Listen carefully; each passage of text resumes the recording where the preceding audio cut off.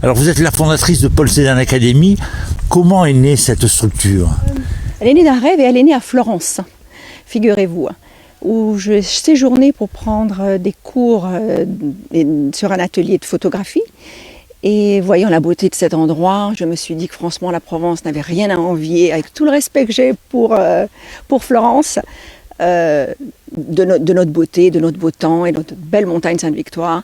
Et j'ai décidé comme ça, en voyant les élèves prendre des cours, que ce serait quelque chose d'incroyable de faire ici, ça, chez nous, en France. Les gens aiment peindre en extérieur, sur le motif. Je leur donne cette opportunité ici, en saison, de venir peindre de mars à octobre à peu près. Peindre sur le motif, c'est-à-dire sur la route des grands maîtres, sur la route de Cézanne, emprunter son chemin, peindre sa Sainte-Victoire, peindre la Provence. Alors pour vous, c'est une première? Peindre à l'extérieur, non, mais ici à Sainte-Victoire, oui. Et c'est énorme parce que j'aime beaucoup Cézanne et ça me fait partir un peu dans ce qu'il a aimé. Et c'est vrai que la Sainte-Victoire, je ne suis jamais venu la dessiner ni la peindre, quoi.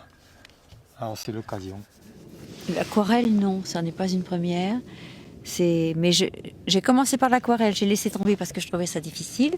Et maintenant, alors je suis allée à l'huile et à l'acrylique. Et maintenant, je retourne un petit peu à l'aquarelle pour la perfectionner. J'ai envie de la perfectionner. J'aime le rendu de l'aquarelle. J'aime sa légèreté. Mais elle est compliquée. C'est pas facile comme... L'art est difficile. Difficile, qu'est-ce qui est difficile? De maîtriser l'eau.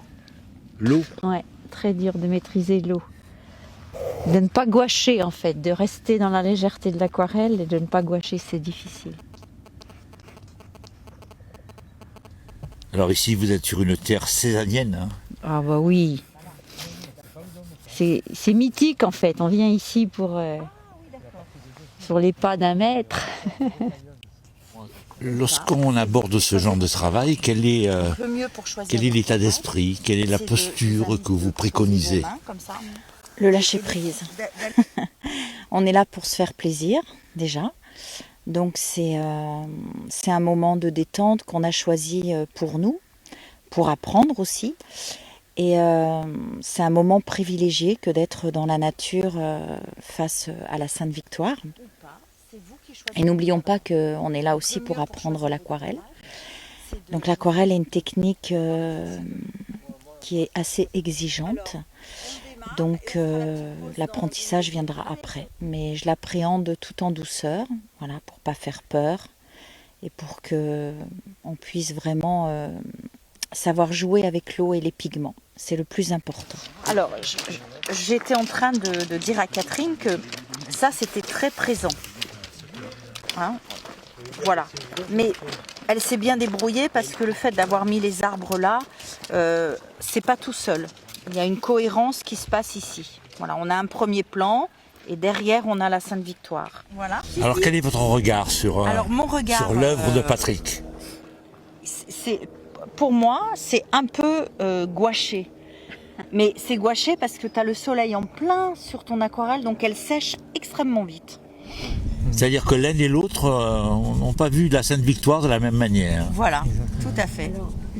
Et moi, en fait, les arbres, tu vois, le dôme du milieu, je ne l'ai pas fait parce qu'il me gêne, mais les arbres, ça m'encadrait un peu la Sainte-Victoire. Du coup, j'ai voulu faire juste les bouts des arbres, tu vois, le bord des arbres.